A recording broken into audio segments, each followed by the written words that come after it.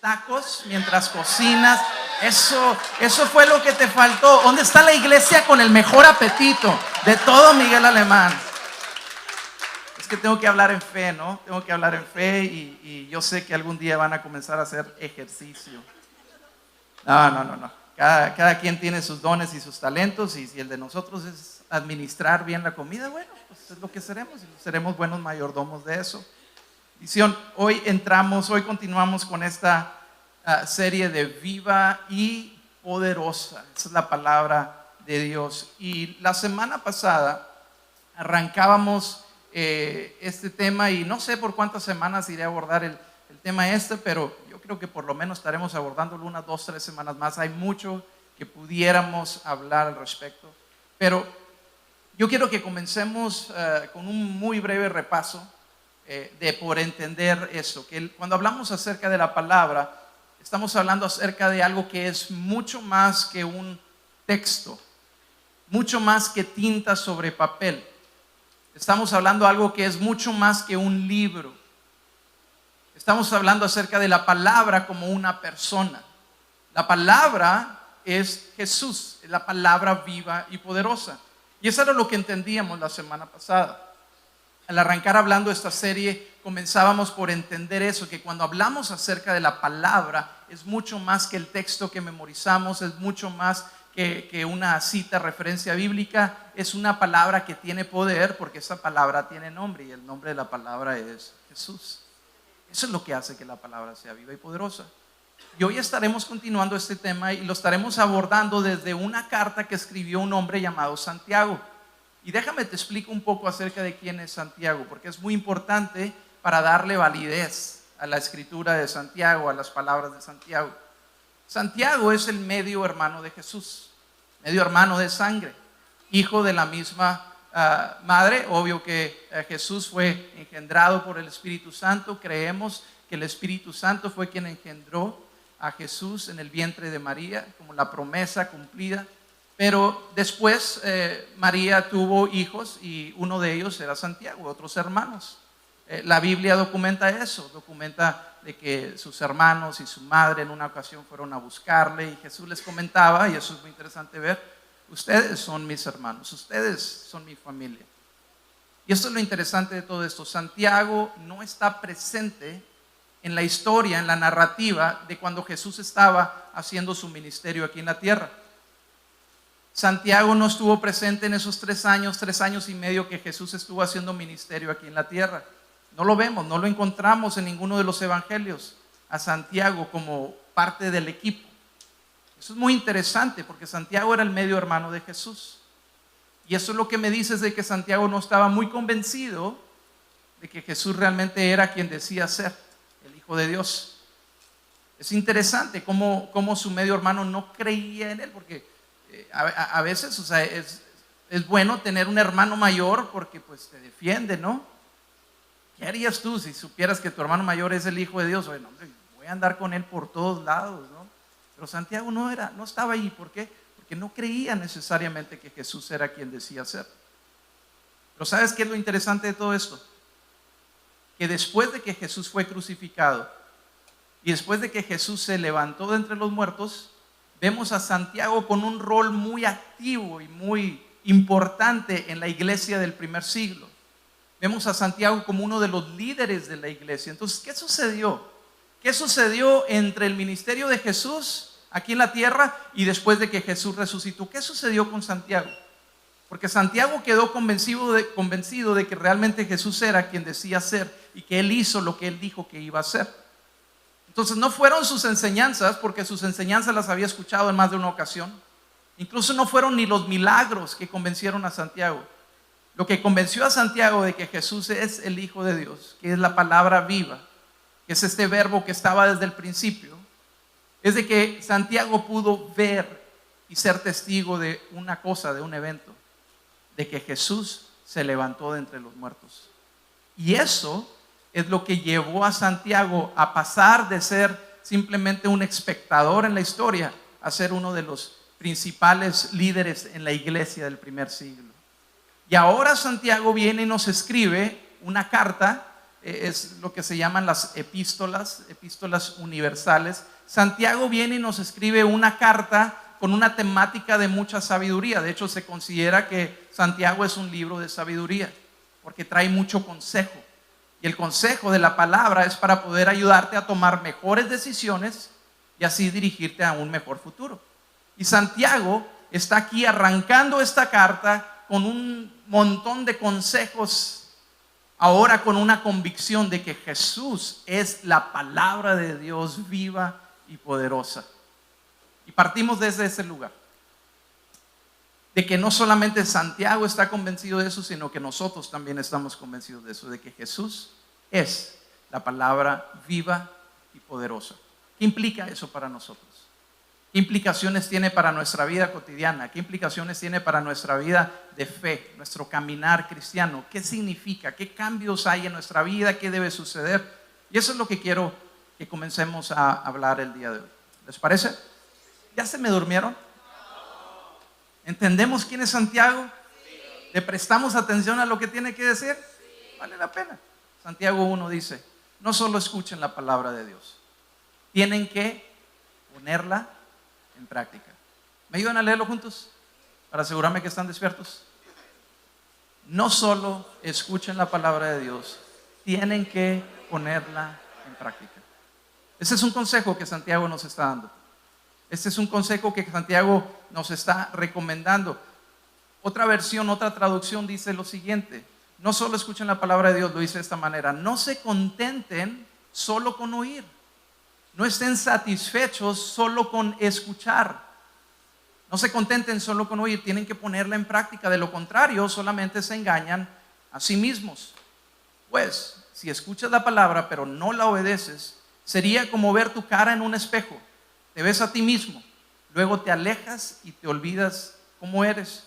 Pero si miras atentamente en la ley perfecta que te hace libre y la pones en práctica y no olvidas lo que escuchaste, entonces, ¿qué dice? Entonces Dios te bendecirá. Quería ver quién le seguía leyendo. Entonces Dios te bendecirá. ¿Por qué? Por tu obediencia. Lo he dicho en otras ocasiones, te lo recuerdo. Dios es un Dios de promesas, Dios es un Dios de bendiciones, pero cada una de las bendiciones de Dios son condicionales. Cada una de ellas. Cada una de las bendiciones de Dios para ti son condicionales. Hay una condición, y esta bendición de la cual nos promete Santiago que tendremos en nuestra vida, la condición es que seamos obedientes a su palabra. De que no nos contentemos o no estemos simplemente satisfechos con escuchar. No estemos contentos simplemente con escuchar, sino que estemos listos para llevar la palabra a la práctica. Y entonces Dios te bendecirá por tu obediencia. Aquí está el dilema. ¿Qué significa bendición y qué significa obediencia? Porque todos tenemos una interpretación distinta a lo que es la bendición de Dios para nuestra vida. Y todos tenemos una interpretación distinta a lo que es ser obediente a Dios. Y he ahí el problema. ¿Qué es la bendición de Dios? Nuestra cultura se enfoca en las posesiones, se enfoca en los logros, se enfoca en las metas alcanzadas como las bendiciones. De hecho, hay ministerios iglesias o pastores o comunicadores de la fe que hablan acerca nada más y se enfocan solo en prosperidad y solo en alcanzar y solo en crecer. Que yo no estoy en contra de eso. De hecho, como diría Juan, deseo que seas prosperado en todo, así como prospera tu alma. Pero la bendición de Dios no son posesiones materiales. La bendición de Dios no son todos aquellos logros en tu vida profesional o en tu carrera profesional. No es la economía. La bendición de Dios no tiene nada que ver con eso. De hecho, me gusta cómo la palabra nombra todas aquellas cosas de las que tenemos necesidad. Lo llama añadidura. Así lo enseña la palabra. Jesús enseñando en este gran sermón decía: busquen primeramente el reino de Dios y su justicia, y todas estas cosas de las que tienen necesidad, hablando acerca de la provisión material, física, emocional, todas estas cosas, de lo que vas a vestir, de lo que vas a comer, todas estas cosas de las que tienes necesidad, vendrán por añadidura. Yo prefiero que eso sea una añadidura a que eso sea mi enfoque. Porque cuando viene como añadidura, imagínate si eso es la añadidura, ¿qué está mejor, la añadidura o lo importante? Y si eso es la añadidura, ¿cómo estará de importante lo que Dios considera que es bendición? De hecho, esto lo dice también otra parte en la palabra. Dice que la bendición de Dios es la que realmente enriquece y no añade tristeza con ella. Yo estoy seguro que más de uno aquí sabemos lo que eso significa porque lo hemos vivido. Sabemos lo que eso significa personalmente porque hemos estado en lugares o hemos estado en caminos donde hemos tenido mucha posesión económica, muchos logros, muchos de tanto, pero en realidad no nos hemos sentido enriquecidos. Y la palabra dice, la bendición de Dios es aquella que enriquece y no añade tristeza con ella. ¿Por qué? Porque la bendición que el mundo ofrece es la que te enriquece a cuesta de sacrificar tus valores, tu moral, tu familia, tu ética, tu fe. Sacrificas todo eso por alcanzar la prosperidad, el logro, la bendición que este mundo ofrece, y al final de este camino es camino de muerte, porque en el camino sacrificaste tu familia, sacrificaste tus valores, le restaste valor a tu vida, en el camino sacrificaste tu integridad, sacrificaste tu relación con Dios y terminas en tristeza. Pero la garantía de la bendición de Dios es aquella que enriquece y no añade tristeza con ella. Porque la bendición de Dios es que Él te está capacitando para que cumplas el propósito por el cual tú fuiste creado. Tú fuiste creado con un propósito. Un propósito de ser una respuesta a una necesidad en algún área, en distintas áreas. Y tú vas a ser de influencia y de bendición en áreas que quizás no te imaginas, en áreas de educación, en áreas de gobierno, en áreas de comunicación, en la medicina, donde a lo mejor ni tienes idea. Tú vas a ser de bendición porque Dios te ha escogido para ser de bendición en lugares que tú nunca te imaginarías. Es que Joel, mira la preparación que me falta. No importa, Dios no anda buscando gente capacitada, Él capacita a aquellos que Él llama. Y Él te ha llamado y Él te ha escogido con un propósito. Ese propósito actuando en tu vida, ese propósito activo en tu vida, esa es la bendición de Dios. Porque no hay nada mejor que vivir tu vida dentro del propósito de Dios para tu vida, para tu carrera, para tu fe, para tu familia. Nada mejor que estar dentro del propósito de Dios. Esa es la garantía que Santiago nos dice. Entonces, ¿después de qué? Después de que escuches el consejo de Dios, entonces Dios te bendecirá por tu obediencia. ¿A cuántos les gusta ser obedientes? Qué bueno que son honestos. A mí tampoco me gusta ser obediente. A nadie nos gusta someternos a alguien más. A nadie. Si hay gente obediente aquí, necesitamos que nos vengan a dar una cátedra. Sabemos el valor de la obediencia. Llega un punto en nuestra vida donde desarrollamos obediencia ya no como un sacrificio, sino como una disciplina, porque sabes lo que está al otro lado de la obediencia, pero a todos nos cuesta ser obedientes. ¿No me creen, verdad? ¿Por qué no sigues lo que el nutriólogo te dijo que tenías que hacer? ¿Por qué? Ay, ahora bien ofendidos. ¿Por qué no sigues lo que el médico te dijo que tenías que hacer? Si tú sabes qué es lo que el médico te está dando, ¿por qué no hacemos lo que el consejo, la palabra nos dice? Que no resulta difícil ser obedientes. No resulta, y no lo estoy hablando aquí de un lugar donde les estoy regañando, no, les hablo de un lugar donde yo estoy en ese lugar, donde es difícil caminar en obediencia, pero tenemos que entender que del otro lado de nuestra obediencia está la bendición de Dios. Del otro lado del consejo está la capacitación para llevar a cabo nuestro propósito. Así que te lo leo de nuevo.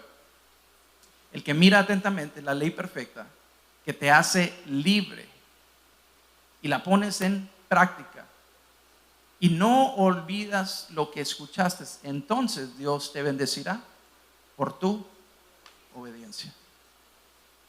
Para eso es de que Santiago nos dice: lo que escuchas, presta atención. No seas como aquel hombre que se ve en el espejo y se da la vuelta. Entonces el tema de hoy es una pregunta. para abordar el tema de hoy. Y la pregunta es, si estamos viendo la palabra como nuestra fuente de inspiración, de dirección, tenemos que hacernos esta pregunta. ¿Qué ves en el espejo? Si Santiago nos dice que su palabra es como un espejo, cuando nos ponemos frente a la palabra, ¿qué ves en el espejo? ¿Qué es lo que estás viendo en el espejo? La palabra es viva y poderosa. Es viva y es poderosa. Dice Hebreos, es más cortante que toda espada de dos filos. Penetra. Viene y trae claridad. No hay nada que podamos esconder ante la palabra. Pero la palabra, desafortunadamente, el día de hoy en nuestra sociedad, hay quienes respetan la palabra y lo ven como un libro sagrado, como un libro santo, lo ven como un libro que es importante, lo ven, lo respetan, pero no lo seguimos. O hay quizás aquellos que han creído en este libro y lo siguen con tal devoción que se crea una religión alrededor del texto sagrado. Están aquellos también que lo han descartado por completo y dicen, no hombre, esos son puros cuentos de hadas, esas son fábulas, esos son mitos. Y descartan. Y yo quiero que tú entiendas algo, esto es un documento histórico. Hubo personas que dieron su vida para preservar la integridad de estos documentos. Y este es el documento con más veracidad en la historia de la humanidad. Desde la antigüedad no hay ningún libro como la Biblia que tenga más referencias originales o lo más cerca a la referencia original que le da validez al testimonio de este libro. Hay historiadores seculares que no son historiadores de fe que hablan acerca de lo que está documentado en este libro. Y yo quiero que tú entiendas eso, no es una fe a ciegas. No tenemos fe en la fe. Tú tienes fe en la palabra que es viva y poderosa, porque tú has entendido que la palabra viva y poderosa tiene un nombre y ese nombre es Jesús. Su nombre que está sobre todo nombre, este nombre que tiene el poder de libertar, este nombre que tiene el poder de restaurar, este nombre que tiene el poder de sanar, este nombre que tiene el poder de sanar lo quebrantado, este nombre que tiene el poder de traer convicción al lugar de mayor vergüenza y dolor, este nombre que tiene el poder de traer corrección a nuestra vida y nos lleva hacia nuestro mejor futuro, este nombre que tiene el nombre para traer, que es sobre todo nombre para traer sabiduría a nuestras decisiones. Este es el nombre que tiene poder, es vivo y es poderoso porque es la palabra viva de Dios, aquella que existía desde el principio y todo fue creado por medio de Él, para Él y para Él. ¿Por qué? Porque esta es la palabra viva y poderosa y tú estás creyendo en una palabra que es viva y poderosa porque esta palabra no se sostiene sola, se sostiene en el Creador de todo, se sostiene en Jesús. Y está a nuestro alcance para que nosotros podamos aprender a tomar mejores decisiones y así dirigirnos hacia nuestro mejor futuro. Pero no podemos tomar esta palabra y hacer una religión alrededor de esta palabra. Esa no era la intención de Dios. No podemos concentrarnos solamente en esto de tal manera que hacemos simplemente doctrina alrededor de la escritura y somos negligentes en lo que Dios pide que hagamos en nuestra propia vida, en los cambios que Él pide que traigamos a nuestra propia vida. No podemos ser negligentes, tenemos que tomar la palabra, aplicarla a nuestra vida y de esta manera tenemos la garantía que entonces tendremos la bendición de Dios por nuestra obediencia. Te recuerdo lo que dice Hebreos capítulo 4. No hay nada en toda la creación. Versículo 12, vamos al versículo 12. Pues la palabra de Dios es viva y es poderosa. Es más cortante que cualquier espada de dos filos. Penetra entre el alma y el espíritu, entre nuestras emociones y nuestro espíritu, entre las articulaciones y la médula del hueso. Deja al descubierto nuestros pensamientos y deseos más íntimos. Por eso que muchas veces nos rechazamos a la palabra. Por eso que en ocasiones has compartido la palabra con alguien y la palabra es como una luz ante la oscuridad y en ocasiones no queremos que esa luz venga a traer, venga a ser como un reflector sobre nuestra oscuridad porque trae vergüenza a nuestra vida o porque no estamos dispuestos a alejarnos de nuestra maldad. Dice que ante la palabra no hay nada oculto, podemos engañar a todo el mundo, pero no podemos engañar a Dios, nos engañamos a nosotros mismos. Dice, no hay nada en toda la creación que esté oculto a Dios. Todo está desnudo y expuesto ante sus ojos, y es a Él a quien le rendimos cuentas. El escritor de Hebreos nos hace saber que nuestra relación con la palabra debe ser esta relación que nos ayuda a llevarla a la práctica, no solamente a conocerla, sino llevarla a la práctica. Para que la palabra cobre vida, para que la palabra cobre poder, porque estamos diciendo esto, la palabra es viva y es poderosa, y la palabra cuando la llevas a la práctica trae bendición, bendición es propósito. Para que la palabra cobre vida, para que la palabra cobre su poder, para que la palabra alcance su propósito, esto es lo que tiene que suceder. Lo que tiene que suceder para que la vida y el poder y el propósito de Dios hagan un efecto sobre tu vida, la palabra tiene que ser activada. La palabra tiene que ser activada. El texto que está sobre estas hojas no tiene ningún poder. Yo he visto tantas personas leer esto de por vida, como religión, como doctrina, y no ha efectuado ningún, porque el texto no tiene ningún poder. La verdad está aquí, pero el texto no tiene ningún poder. Pero para que la verdad cobre vida, cobre poder y alcance su propósito, la verdad tiene que ser activada. Entonces, ¿cómo se activa la verdad? ¿Cómo se activa la verdad de Dios sobre tu vida? ¿Cómo? Para que esta palabra, ¿alguien cree en el poder de esta palabra? ¿Alguien cree en la fuente de poder que esta palabra tiene sobre tu vida? Bueno, para que el poder, para que la vida y para que el propósito se alcance en tu vida de todas las promesas de este Dios que es fiel, cobren sobre tu vida, esta palabra tiene que ser activada. La palabra debe ser activada para poder ser experimentada, vivir en ella. Entonces la pregunta es, ¿cómo se activa la palabra en mi vida? ¿Cómo se activa la palabra en mi vida? Si tú vas y te compras un celular y si ese celular lo tomas sin pagar la cuenta, al menos que ese celular sea activado, no va a servir de nada. Tienes el celular, tiene todas sus funciones, pero no puede ejercer todo lo que puede hacer hasta que sea activado. Y a partir de ahí puedes hacer todo lo que puedes hacer con este dispositivo móvil. Tiene que ser activado primero. Lo mismo, tú puedes cargar con esta palabra todos los días de tu vida y nunca disfrutar del poder, de la vida y del propósito que esta palabra tiene hasta que sea activada. ¿Cómo se activa la palabra en nuestras vidas? ¿Cómo se activa? Que la palabra tiene que ser activada para poder ser experimentada. ¿Les digo cómo se activa? Es muy sencillo. Y no lo digo yo, lo dice Santiago.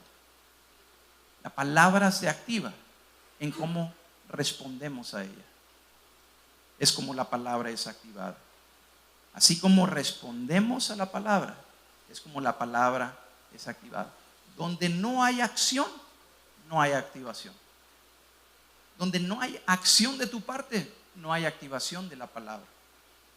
La palabra es viva, es poderosa, pero no está trabajando para ti al menos que la actives en tu vida. ¿Cómo activamos? Respondiendo a ella de la manera correcta. Sabes que muchas veces vivimos engañados de manera que le restamos valor a la palabra, la escuchamos y le restamos valor, diluimos lo que la palabra dice y somos engañados, así como dice Santiago. Y cuando somos engañados no recibimos el beneficio de la palabra.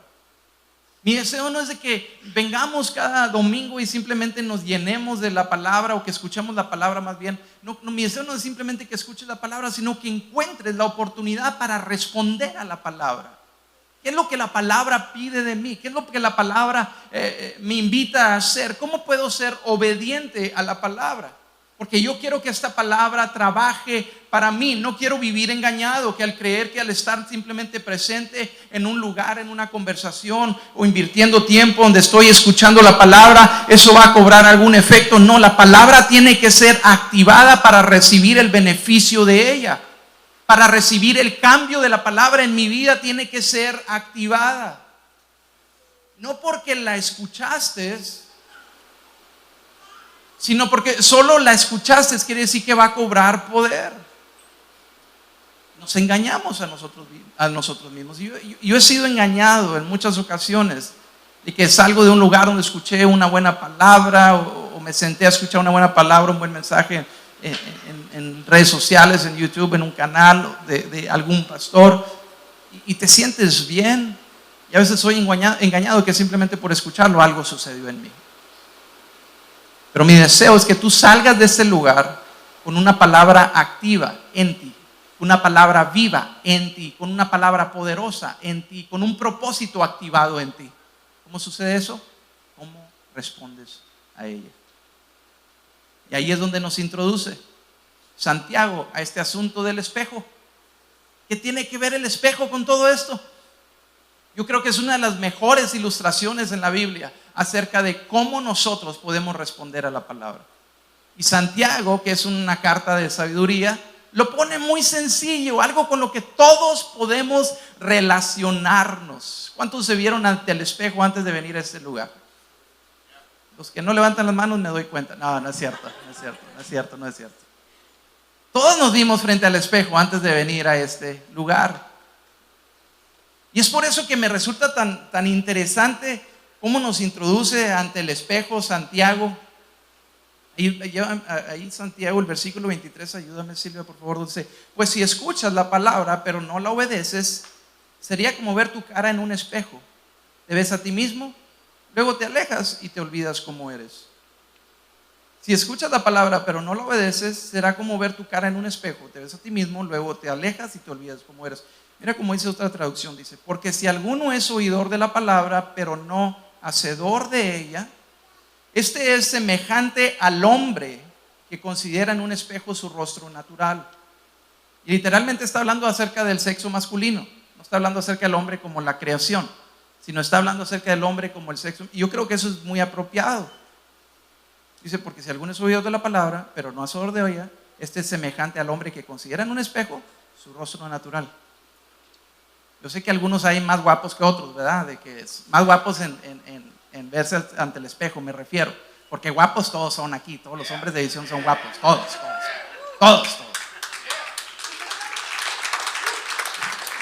Las mujeres son las únicas que tienen fe en esa declaración. No escuché a ningún hombre aplaudir, vaya. Pero bueno, y es muy interesante porque el hombre realmente se ve frente al espejo y es breve la interacción que hay con el espejo, ¿cierto? Es breve. ¿La mujer? No. Porque la mujer por naturaleza, no se me ofendan, es vanidosa. Es algo que Dios les dio. Y como decía un corito viejito, y como Dios me lo dio, el diablo no me lo puede quitar. El mundo no me lo puede quitar, algo así decía. Y se ven frente al espejo que tienes ahí, frente en tu lavado, ahí en tu baño. Y está muy lejos, ¿verdad? Entonces, pues está bueno y ya me vi 10 minutos, pero no, yo necesito otro tipo de espejo para poder hacer la tarea que intento. Y no viene preparado, pero mira, aquí está algo que nos puede ayudar a entender esto un poquito mejor. No venía preparado, de veras. Y luego tienen el espejo frente a ustedes, las mujeres, que todas las mujeres de visión también son las más guapas del pueblo. Ahora nos toca echarle.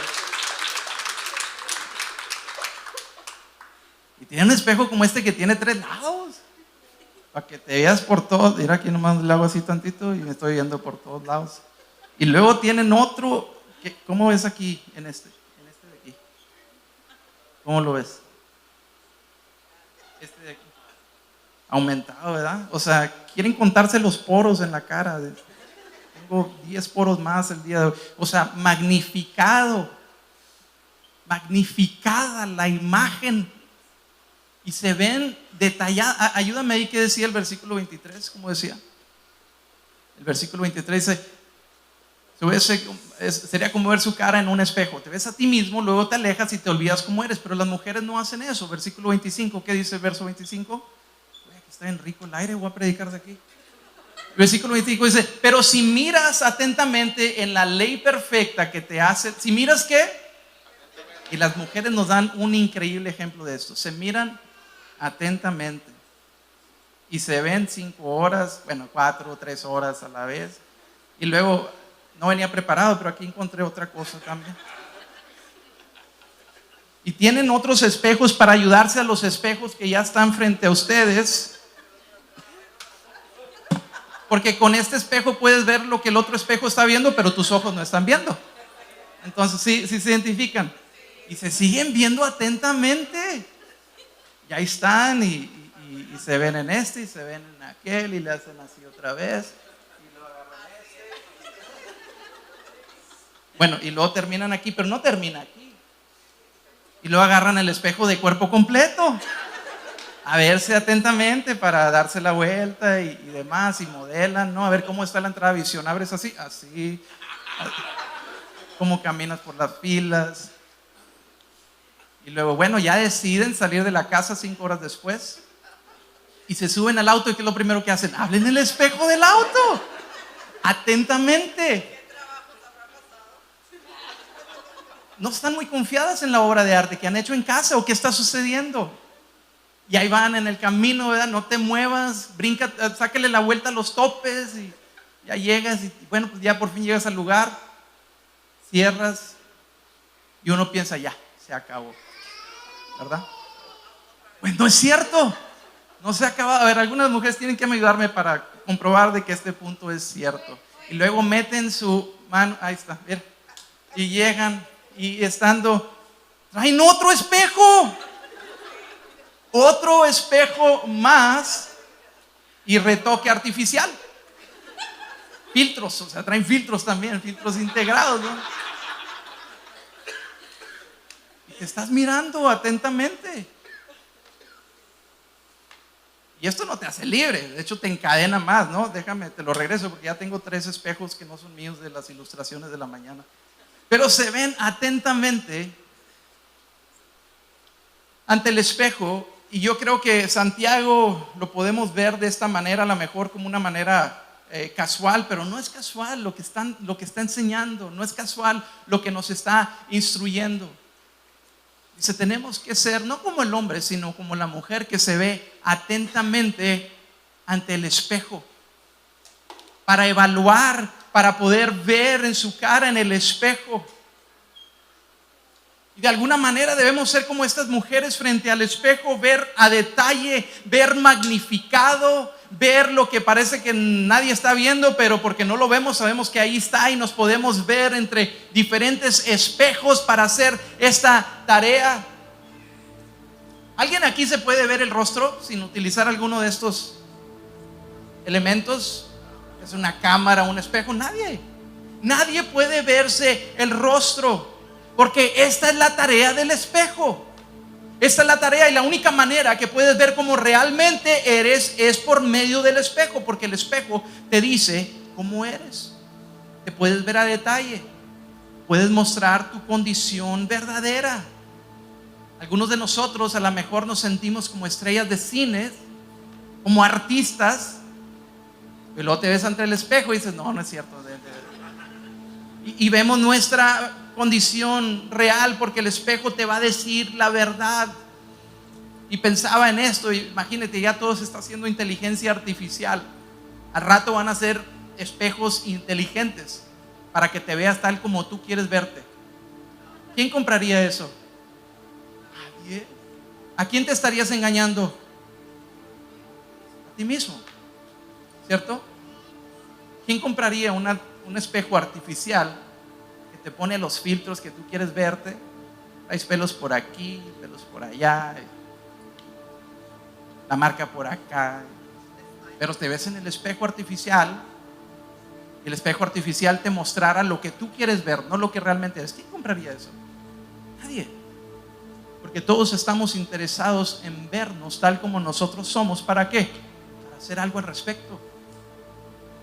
Y Santiago nos está diciendo, para eso vino la palabra viva, para eso vino la palabra poderosa, para que puedas ponerte frente a Él y te puedas ver como frente a un espejo y puedas ver tu condición real, que puedas ver tu condición natural tal como tú eres, porque ¿a quién vas a engañar más que a ti mismo?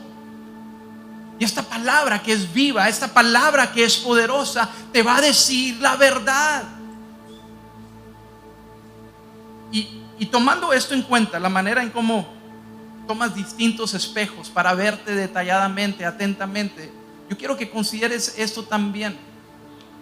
Porque en el tiempo antiguo los espejos no eran espejos de vidrio como los que tenemos hoy en día. No eran espejos como estos que tienes un vidrio con una especie de metal que existían, o una especie de reflector en la parte de atrás que te da una imagen. No era este tipo de espejos. Era una piedra. Eran rocas volcánicas, eran piedras pulidas. Y estas rocas pulidas tenían que estar, y si me ayudas para ponerlo ahí en la pantalla, por favor, esta roca pulida tenía que estar en el ángulo correcto, con la iluminación correcta, en la posición correcta para dar la reflexión correcta. Y yo creo que esto resonaba muy bien con las personas de este siglo, porque entendían lo que un espejo era. No es como lo que nosotros tenemos como un espejo. Entonces realmente tenías que poner atención para ver el reflejo correcto. No es tan fácil como lo tenemos hoy en día. No era tan clara la imagen, tenías que ver detalladamente para ver la realidad del asunto. Pero si miras atentamente en la ley perfecta que te hace libre, si miras atentamente, no solamente pasar tiempo en la iglesia, no solamente, que eso es increíble y te felicito porque tú has decidido buscar a Dios primero. Este es el primer día de la semana y estás tomando la mejor decisión. Quiero felicitarte por estar en el lugar correcto, en el día correcto. Busca primeramente a Dios en todo lo que haces y todas las demás cosas toman su orden. Pero eso no lo es todo. Santiago nos dice, llévalo a la práctica. No es solamente que la palabra esté frente a nosotros, sino que la palabra esté en nosotros. No es solamente que la palabra entre a mi oído, sino que la palabra entre a mi corazón. En ocasiones nos escudamos alrededor de nuestra propia religión. Yo nací en el Evangelio. Es una expresión que típicamente personas que somos de iglesia expresamos de esa manera. Yo nací en el Evangelio. Para algunos esto sonaría raro, como que bueno, el Evangelio es un rancho o qué viene siendo, ¿no? El hospital así se llamaba. No, el Evangelio son las buenas noticias. Lo que estamos tratando de decir, que nacimos en un hogar donde se practicaba la fe cristiana. Era devoción a la fe cristiana. Y yo nací en el Evangelio. Pero era necesario que el Evangelio naciera en mí para que la palabra viva y poderosa pudiera cobrar efecto. Y a veces podemos decir, yo estoy en la iglesia, yo escucho la palabra, pero no es suficiente estar frente a la palabra, sino que la palabra esté en ti. Lo que Santiago nos está diciendo es esto: para poder mirar detalladamente, tienes que pasar suficiente tiempo, no solamente frente a la palabra, sino que la palabra cobre vida en ti. Y la única manera de hacer eso es que entres en una relación y que dejes a un lado tu religión. Y un poco más adelante aborda el tema ese. La verdadera religión, habla Santiago, es cuando ves por los huérfanos y cuando ves por las viudas, cuando atiendes la necesidad. Esa es la verdadera religión. Todos aquellos que se escudan en la manera en cómo guardas la doctrina, en la manera en cómo guardas la ley, dice la verdadera religión. ¿Quieres saber qué es la verdadera religión? Usándolo como una manera que estaba tomando este concepto para que sea entendible para ellos.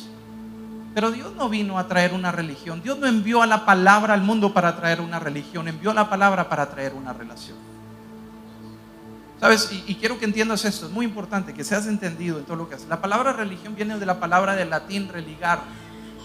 Te ligas una y otra vez. Cuando te atas, cuando te amarras una y otra vez a cierta práctica, a cierto hábito, como un esfuerzo para encontrar a Dios. La religión es el esfuerzo humano por encontrar a Dios. Religarte. Pero sabes que Dios no envió la palabra al mundo para crear una religión, sino para traer una relación. Es por eso que gran diferencia del esfuerzo del hombre para alcanzar a Dios es la religión, el esfuerzo de Dios por alcanzar a la humanidad es una persona, porque Él estaba más interesado en la relación. El esfuerzo de Dios por encontrar al mundo se llama Jesús. Y cuando tú entras en esta relación con Jesús, puedes tener la garantía que has encontrado a Dios, porque quien ha visto al Hijo ha visto al Padre. Quien ha conocido al Hijo ha conocido al Padre. Quien escucha la palabra sabe que habla en nombre del Padre. Y no es solamente escuchar, sino llevarlo a la práctica. No es solamente estar en la iglesia, sino que la palabra esté en ti. No es solamente nacer en el Evangelio, sino que el Evangelio nazca en ti. Porque Dios está interesado en que tú puedas experimentar esta vida, que tú puedas experimentar el poder de su palabra, que tú puedas alcanzar el potencial y el propósito que Él tiene para tu vida. Pero tú no alcanzas tu máximo potencial con solo observar la palabra, sino que debes concentrarte en ella y actuar en ella. Tu máximo potencial no solamente es en observar la palabra, sino que debes de concentrarte en ella y actuar en ella, porque esto es lo que te hace realmente libre. La palabra de Dios puede mover las montañas, la palabra de Dios puede sacudir los montes, la palabra de Dios puede hacer todo esto, pero puede ser que la palabra de Dios esté en ti, esté durmiente, esté inactiva, porque no has respondido a ella. Tienes que tomar la palabra de Dios. Tienes que observar diligentemente hasta que pueda ser mostrado tu verdadero tú. Porque cuando veo la palabra de Dios, cuando veo a Jesús, realmente me muestra mi condición espiritual, realmente me muestra mi verdadero yo. Me dará lo que el espejo realmente está reflejando, no lo que creo que soy, hasta verme a mí mismo. Así es que la pregunta es, ¿qué ves en el espejo? ¿Has pasado suficiente tiempo en el espejo? O mejor pregunta aún, ¿cuál es tu espejo? ¿En dónde te estás viendo? ¿Cuál es el reflejo que estás tomando como referencia? Yo te digo lo que Santiago nos dice. Una de las maneras para poder mantenernos frente al espejo correcto, dice: si miras atentamente en la ley perfecta que te hace libre y la pones en práctica y no olvidas lo que escuchaste, entonces Dios te bendecirá por tu obediencia. Cuando pasas suficiente tiempo en el espejo de su palabra, que es Jesús, podrás ver solo lo que el espejo puede mostrarte. Alguien puede decirte: mira, es que tú te ves de esta manera, pero nunca podrás ver el reflejo en alguien más. Es como si alguien te dijera: andas un poquito despeinado, a ver, aquí, no, un poquito más allá, aquí. Traes una mancha, ¿dónde? Aquí. Ya te manchaste más de estar buscando la mancha. ¿A quién le ha pasado? Porque nadie puede mostrarte lo que realmente tú eres más que cuando estás frente al espejo. Y ahora podemos entender que Jesús es como un espejo que nos muestra quién realmente somos, con la intención de bendecirnos, con la intención de traer propósito a nuestra vida, con la intención de reflejar su vida, con la intención de reflejar su poder, con la intención de dejarnos saber de que todo lo que tú has hecho en tu vida para nada se compara al reflejo de la gloria del Padre, con la intención de dejarnos saber que tus mejores días están al frente, pero es necesario confrontarnos ante el espejo, porque en ocasiones hay cosas que estorban el camino, hay cosas que vienen y opacan la visión, pero necesitamos estar frente al espejo de su palabra. Y una de las maneras que podemos convertirnos en un buen reflejo es ser hacedores y no solamente oidores de la palabra. Para que la palabra funcione, para que la palabra alcance su destino, para que la palabra cobre vida, para que la palabra cobre poder, tiene que ser activada. Tiene que ser activada. ¿Qué significa eso? Traía a mi memoria cuando estaba preparando esto, la experiencia cuando estaba aprendiendo a limpiar las piscinas, de una alberca, una piscina. Yo sabía que había químicos que simplemente se le echaban a la alberca y a la piscina, y lo echabas y esperabas que hiciera su función. Y pues me di cuenta que no funcionaba así, al punto donde nuestra piscina se puso bastante fea, por decir de alguna manera. Se puso verde, completamente verde. Y estuve literalmente un tratamiento de más de 12 horas para poder restaurarla a su estado donde se antojaba entrar, porque ahí no se le antojaba entrar ni a las ranas. Entonces tuve que meterme a poder estudiarle un poco, porque aparentemente lo que había hecho con los químicos, que eran los químicos correctos, no había hecho su función. Y me puse a estudiarle y me puse ahí a ver qué era lo correcto para hacer. Y me di cuenta que lo que no estaba haciendo correctamente es de que no estaba, de alguna manera no estaba haciendo el uso de los químicos de la manera correcta para que hiciera la función correcta. Simplemente los aventaba los químicos, el polvo, y no estaba haciéndola. Y me pongo a ver, ¿sabes qué? Es que para eso se tiene que batir, se tiene que mezclar, y tenía que tomar agua de la misma piscina, poner el químico ahí mismo, mezclarlo, después aventarlo, volverlo a tomar, y de esta manera, porque a veces lo que hacemos, y si tomas algo de afuera estás diluyendo. No, la manera es hacerlo este proceso. Y comenzó a hacer, y no, tienes que tallarle todo lo que está pegado en las paredes, tienes que tallarle lo que está pegado en el piso. Y comencé a hacer la tarea, y comencé a hacerlo como tenía que hacerlo. Tenía que mezclar los químicos de la manera correcta, en la cantidad correcta, hasta que comenzó a esclarecerse un poco el agua, pero se veía aún muy nublada, se veía muy turbulenta el agua. Y ahí voy, tengo más de 12 horas haciéndolo, y voy de nuevo, y me doy cuenta que me faltaba algo. Aquellos que a lo mejor saben más que yo, tienen un filtro, la piscina, donde pasa todo, y el filtro actúa, pues para hacer esa tarea de filtro, todo se queda pegado ahí en el filtro, y está circulando el agua. Pero seguía pasando por el filtro que estaba contaminado, y me estaba brincando en hacer lo que llaman el retrolavado del filtro. Me estaba brincando ese paso. Entonces entro y comienzo a hacer el retrolavado del filtro, y comienzo a ver cómo comienza a salir todo lo que estaba pegado en el filtro. Dije, no me vuelvo a meter esa alberca, está cochinísima, qué bárbaro. Y cuando pensaba en esto, no sé por qué se me venía esto a la mente, y pensaba, es que a veces así tiene que ser la palabra, porque esperamos que la palabra sea como un microondas, ¿no? Que haga el efecto y que rápido haga el cambio. Pero no, la palabra es más como una olla de cocción lenta. Está haciendo su trabajo, está haciendo su tarea, y a lo mejor lo tienes que dejar toda la noche para que no pierda su sabor el producto, para que se cocine de una manera sabrosa, y no en un microondas en donde 30 segundos tienes algo listo, pero no sabe de igual manera.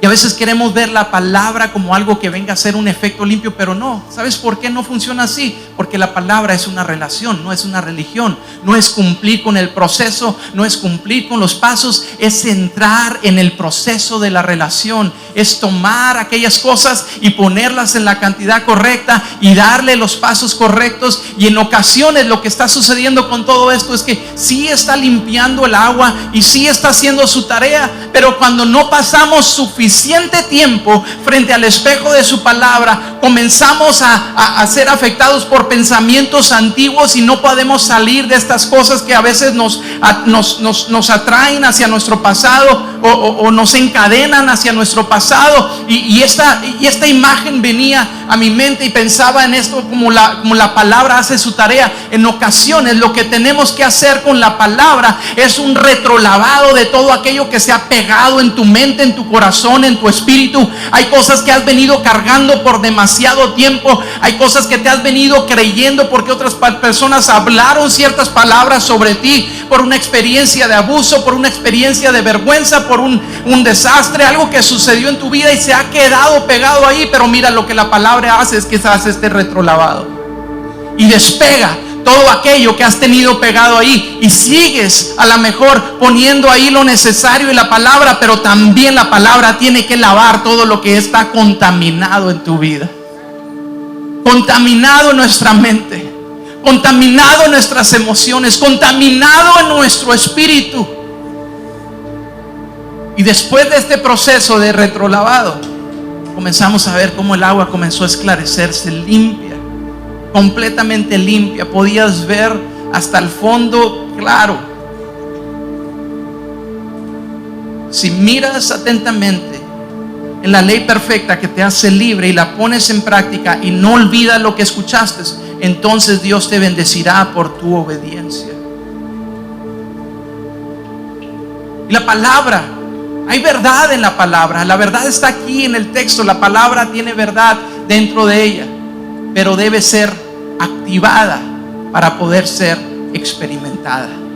Y la manera en cómo la palabra es activada es como respondemos a ella.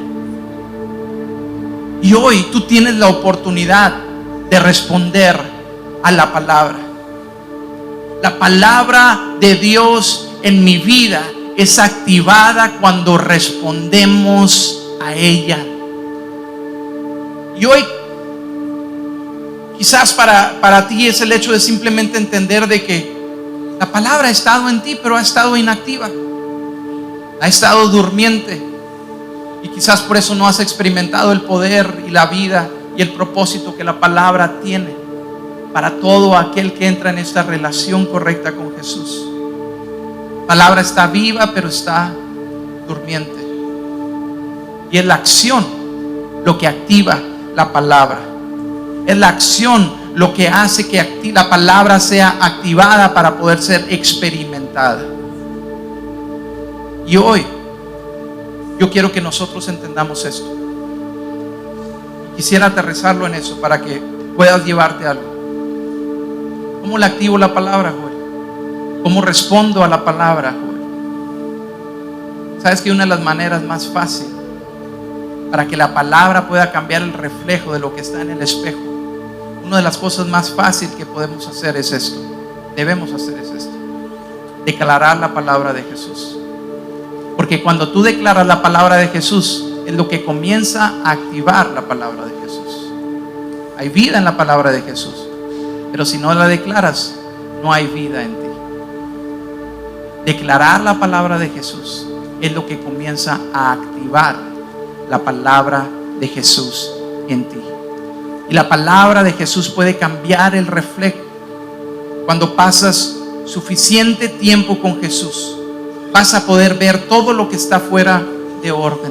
Cuando pasas suficiente tiempo con Jesús, vas a aprender a meditar, vas a aprender a orar, vas a aprender a desear estar más en su palabra. Cuando tú comienzas a declarar la palabra de Jesús, estás haciendo un retrolavado de todo aquello que quizás ha estado impregnado en el filtro de tu corazón, en el filtro de tu mente, en el filtro de tu espíritu. Y tú sabes que la palabra tiene poder, y a lo mejor te preguntas ¿por qué es de que no he podido ver el poder de la palabra en mi vida? Es porque no has declarado la palabra de Jesús sobre tu vida. Eso es lo que comienza a activar la palabra de Jesús. Que tú ves el problema, que tú ves la necesidad y no hablas al problema, a la necesidad. Clamas y declaras el nombre de Jesús sobre todo problema y sobre toda necesidad. Que quizás escuchas el diagnóstico médico, pero no te escondes en el diagnóstico médico, sino que declaras la palabra de Jesús para que la palabra comience a ser activada en tu corazón. De que quizás ves la situación en tu familia y parece que no hay esperanza para tu matrimonio, pero cuando tú declaras la palabra de Jesús, Él comienza a activar la restauración, Él comienza a activar el perdón, Él comienza a activar la esperanza, Él comienza a activar el gozo, Él comienza a activar la paz en tu corazón, Él comienza a restaurar y hacer todas las cosas nuevas. Entonces hoy, el entender de que estamos frente a la palabra viva y poderosa, pero quizás esta palabra viva y poderosa no está haciendo su función en mi vida, es porque no la hemos declarado. Y hoy tú tienes la oportunidad de declarar la palabra de Jesús, para activar la palabra de Jesús en tu vida. ¿Cuántos lo creen? ¿Cuántos lo creen conmigo? Sobre tu mente, sobre tu corazón, sobre tus hijos, sobre tu familia. Yo sé que la palabra tiene poder, pero es necesario abrir tu boca para activar la palabra de Dios. Vamos, cántalo con nosotros. Vamos, cántalo con nosotros. Toda adicción se romperá. Declaro libertad y esperanza en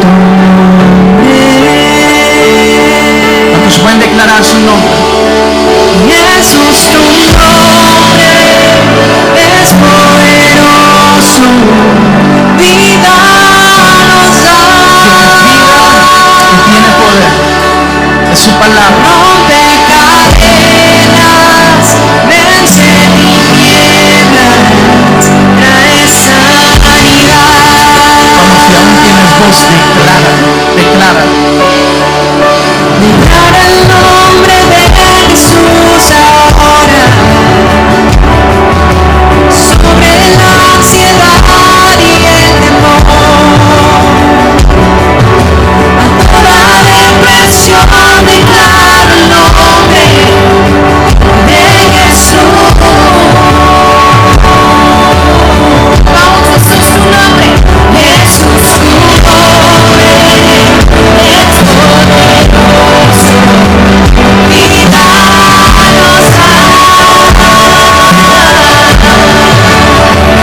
rompe cadenas, vence tinieblas, trae sanidad.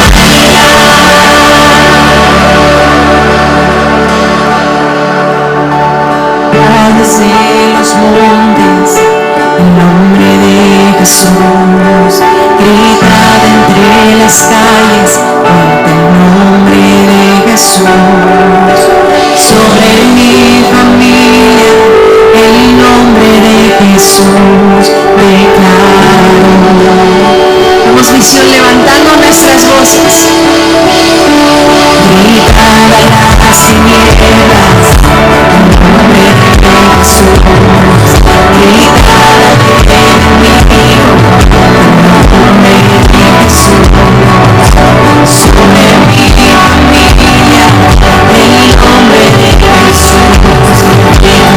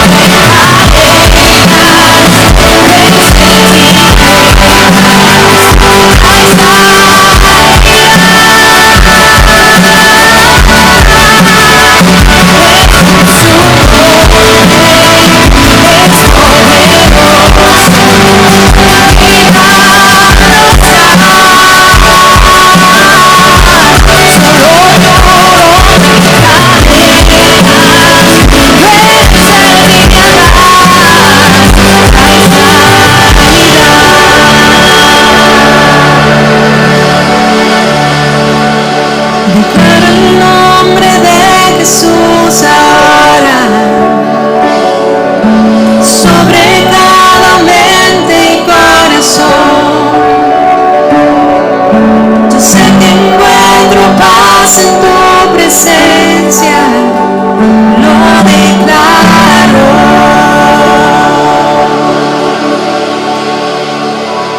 Dale un fuerte aplauso a nuestro Salvador.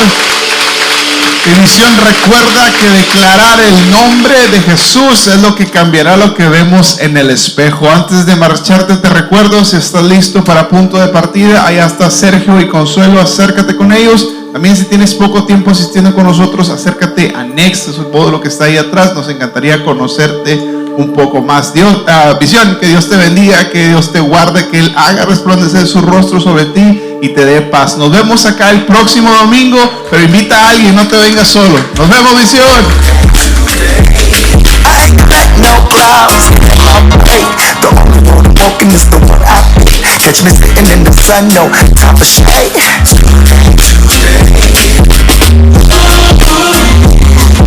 This is the day that the Lord has made.